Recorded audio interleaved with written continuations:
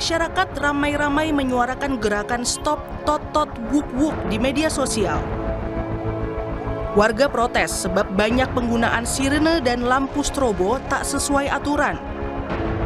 Seperti digunakan kendaraan sipil hanya demi dapat prioritas membelah kemacetan.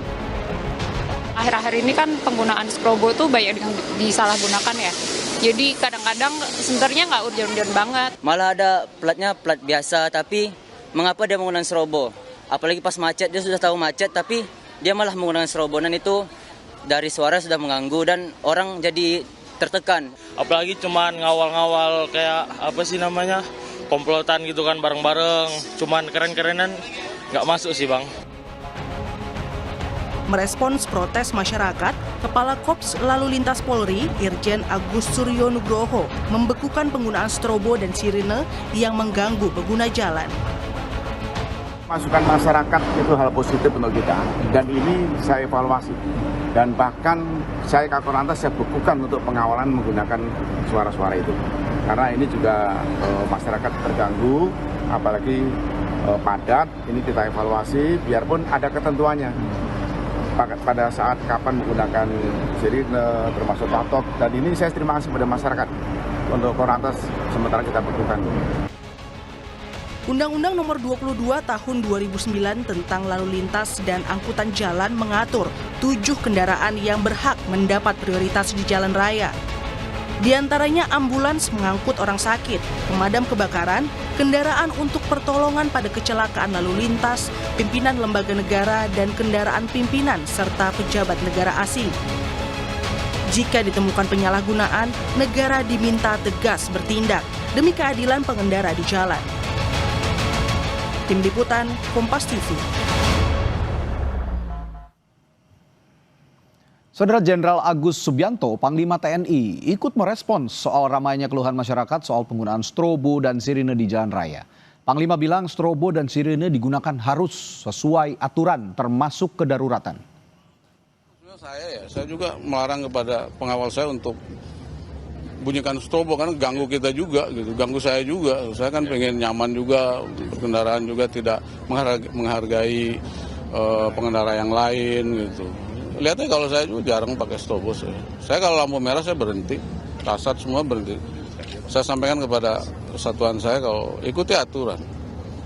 Kecuali ada hal yang memang membutuhkan kita urgensi, cepat kita harus ada di suatu tempat memberikan bantuan atau mungkin kan kita juga seperti ambulan kita dahulukan, kemudian pemadam kebakaran yang harus segera memberikan bantuan kepada yang membutuhkan.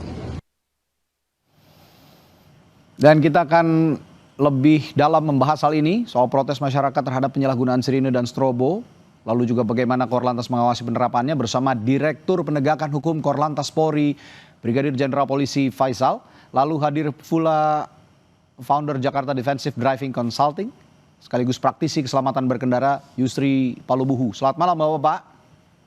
Selamat malam Ya, Mas baik. Pradi. Selamat malam Jenderal. Selamat malam, Pak. Oke. Selamat malam, Pak Yusri. Baik, saya pertama-tama ke Pak Dir dulu, Pak Dirgakum. Pak Faisal, sekarang sudah di moratorium, tapi saya ingin tanya penerapannya soal aturannya, soal penggunaan sirine dan strobo ini gimana sih sejauh ini? Ya, jadi terima kasih ya Mas. Mohon Ya. maaf ini saya lagi perjalanan dari Baik, silakan Pak. Jogja. Mohon maaf. Kemarin kami sudah banyak sekali masukan, sudah banyak kali saran termasuk dari Pak Yusri ini, luar biasa sekali.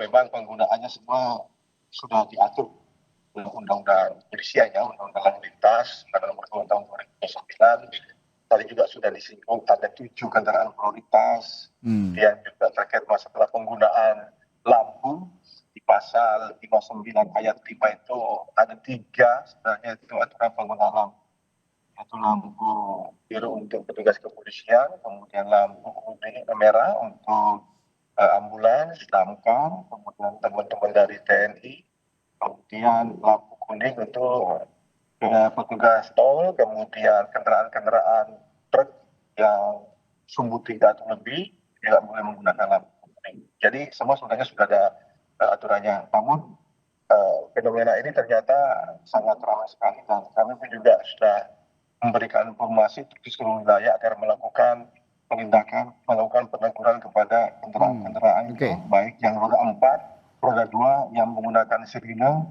yang menggunakan rotator, strobo, yang betul-betul sangat mengganggu, terutama pada saat macet gitu, Mas. Nah, gitu. Oke. Ya, ini soalnya juga gerakannya lumayan masif ya Pak Dir, karena di media sosial. Ya, saya juga mengalami ketika saat berkendara begitu ya, kalau ada suara tot-tot, wuk-wuk gitu, kayaknya agak risih juga gitu ketika jalanan sedang macet-macetnya begitu, dan ada yang ingin menyalip. Nah, kalau saya lihat kalau bukan pejabat negara, agak gerah juga kita ngelihatnya. Nah, ini saya tanyakan Pak Yusri nih, Pak Yusri, sirine dan strobo dibekukan memang oleh Korlantas Polri sementara, tapi menurut Anda apa perlu dipastikan juga agar kepolisian ini bisa tegas juga dalam menegakkan penerapan atau aturan penggunaan sirine dan strobo ini, Pak Yusri? Ya, terima kasih Mas Radit. Jadi pada dasarnya di jalan itu yang membuat kita hilang kemampuan pengendalian itu bukan hanya perilaku pengguna jalan yang lain, tetapi suara-suara seperti sirine ataupun sinar lampu yang terang itu bisa memprovokasi, bahkan mengintimidasi kemampuan mengemudi seseorang. Konsentrasi seseorang akan hilang. Nah, yang terjadi ketika orang itu bisa menghandle pengendalian kendaraan, dia cuma kesal sendiri, impactnya atau kecemasan yang timbul itu impactnya juga bisa negatif ya, konsekuensinya bisa negatif, bisa hilang kendali, bisa terjadi clash of verbal gitu ya, dia marah, dia maki gitu ya, mungkin non verbal juga bisa terjadi, sehingga jelas suara yang tidak disenangin atau yang keras dan sinar lampu juga bisa memprovokasi, mengintimidasi konsentrasi atau pengendalian seseorang. Demikian Mas Radit. Ya, lalu kalau memang pemerintah ataupun pihak kepolisian tidak bisa menindak tegas, sebenarnya risikonya apa saja sih yang bisa dimunculkan? Sebab kita juga banyak melihat kasus-kasus arogansi di jalanan karena penggunaan sirine dan strobo ini, Pak Yusri. Benar. Nah, ini wajar ya. Ini merupakan respon sosial akibat ketidaknyamanan para pengguna jalan, khususnya dari penyalahgunaan penggunaan strobo dan sirine. Tapi perlu dijelas ya, perlu pemisahan jelas antara penyalahgunaan dan penggunaan yang sah. Nah, masyarakat dalam hal ini boleh marah, ya, boleh kesal, tapi sebatas verbal sajalah. Jangan melakukan tindakan-tindakan yang akhirnya bisa menghalangi penggunaan yang sah, seperti kendaraan-kendaraan yang sedang kendaraan damkar atau ambulans yang memang berfungsi menyelamatkan nyawa. Nah, kita khawatir ini menjadi abuse of condition. Akibat respon sosial ini bisa terjadi abuse of condition yang salah kaprah, malah bisa menghilangkan nyawa seseorang gitu akibat blocking ataupun blokir, tidak membiarkan kendaraan-kendaraan darurat tersebut. Jadi masyarakat harus bijak-bijak dalam hal ini, dan otomatis juga pemerintah dalam hal ini tidak hanya diam. Tadi saya sudah melihat beberapa hari ini respon dari Polri, khususnya Kakor Lantas juga membuat hibernisasi atau hibernate dari kebijakan pasal 59 atau pasal 34 di undang-undang tersebut tentang pengelompokan dan pengawalan, pasal 135-nya juga kepada para aparatnya agar tidak menggunakan strobo dan sirine dalam pengawalan, kecuali dalam kondisi darurat. Ini merupakan satu langkah bagus untuk meredam respon sosial yang nanti bisa bergerak liar. Sudah begitu, kita khawatirkan. Demikian Mas Radit. Ya, ini sudah begitu masif juga gerakannya di media sosial. Tapi saya tertarik juga dengan pernyataan Pak Yusri tadi, bahwa jangan sampai gerakan di media sosial ini memberikan dampak negatif kepada orang-orang yang memang sah atau pihak-pihak yang memang sah menggunakan strobo dan sirine. Nah, pertanyaan saya ke Pak Dirgakum, Pak Dir, lalu bagaimana juga Anda menjelaskan kepada publik, kepada masyarakat, kepada pengguna jalan begitu, agar benar-benar paham jangan sampai mereka ini sporadis saja gitu, ada yang pakai sirine dan strobo padahal punya otoritas resmi, punya hak untuk menggunakan itu, tetapi malah dihalang-halangi oleh publik, oleh masyarakat dengan emosi-emosi yang dikatakan oleh Pak Yusri tadi. Bagaimana Pak Dir? Ya, terima kasih Pak Yusri. Jadi tentunya dari kepolisian selalu melakukan sosialisasi, terutama di 134. 134 ayat 1, 2, 3, 4 itu sudah wajib, itu artinya kalau ada rombongan yang 1, 2, 3, 4 itu pasti masyarakat wajib memberikan prioritas, apalagi dalam kondisi-kondisi damkar, kemudian ambulans, kemudian yang akan ke lokasi TKP atau kecelakaan lalu lintas, bukan hanya mobil ambulans, tapi mobil Preman pun yang akan ke lokasi kecelakaan juga harus diberikan prioritas, apalagi mobil dinas kepolisian yang akan melakukan kegiatan pengolahan TKP. Nah tentunya dengan kejadian ini kami intens lagi memberikan sosialisasi, memberikan himbauan, mengajak masyarakat bahwa memang apa yang dikatakan tadi Pak Yusri, bahwa ada memang ketentuan, ada aturan yang dilindungi oleh undang-undang, kendaraan itu berhak untuk diberikan prioritas, tapi dengan SOP mereka harus menggunakan sirine, harus menggunakan rotator. Tapi alhamdulillah sejauh ini masyarakat kita alhamdulillah masih cukup bagus, responnya cukup bagus dalam memberikan ruang gerak, terutama pada saat ada saat-saat yang sangat penting, urgensi sekali. Jadi tentunya kami menindaklanjuti Pak Kakor Lantas dalam hal ini sudah menyampaikan kepada seluruh jajaran bahwa mari kita menggunakan penggunaan sirine, rotator sesuai dengan SOP, terutama kurangilah penggunaannya pada saat-saat ada kegiatan misalnya di sekitar masjid, ada yang meninggal, ada kegiatan-kegiatan yang lain yang sifatnya tidak perlu. Dan tadi juga disampaikan Pak Yusri bahwa penggunaan ini juga memang harus selektif mungkin, karena masyarakat kita masih banyak yang mungkin tidak senang kondisi-kondisi yang seperti ini. Bahkan kilatan lampu, sirine rotator itu juga bisa membuat masyarakat terganggu. Oleh karena itu dari kepolisian pasti kami menyampaikan sedikit data bahwa 2023 sampai 2025 kita sudah melakukan penindakan 843 pelanggaran terkait masalah penggunaan rotator sirine yang tidak ada 843 ya sudah ditindak. Kita setiap hari, apalagi dengan masih seperti ini di media, kita pasti akan melakukan ini. Maaf Pak Dir, saya potong. Tapi 843 ini pada saat ada gerakan ini saja atau memang sebelumnya juga sudah ditertibkan? Karena ada juga pertanyaan kenapa kok baru sekarang setelah heboh di media sosial ada pembekuan soal ini gitu Pak Dir.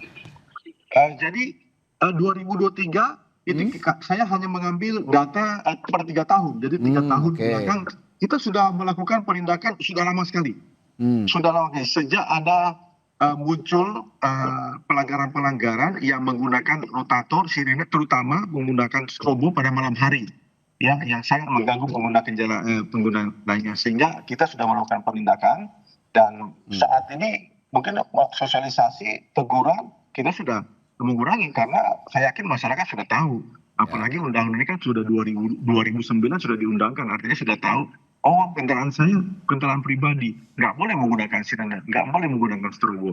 Tapi itulah fenomena yang terjadi karena masyarakat kita masih banyak yang punya kendaraan baru, punya motor baru, pingin mungkin hebat, mungkin tambahlah seperti itu. Padahal itu sangat mengganggu, sangat menyalahi aturan. Demikian, Mas. Baik, saya ke Pak Yusri lagi. Tadi kalau kata Pak Dir ini sebenarnya sudah simultan sebenarnya dari 2023 sebelum ada gerakan ini juga kita sudah ada penindakan terhadap penggunaan strobo dan juga sirine. Tapi Anda sendiri sebagai praktisi keselamatan mengendara di jalan raya, Anda merasakan hal itu tidak? Bahwa sebelumnya juga sudah ada penindakan sebenarnya dari polisi?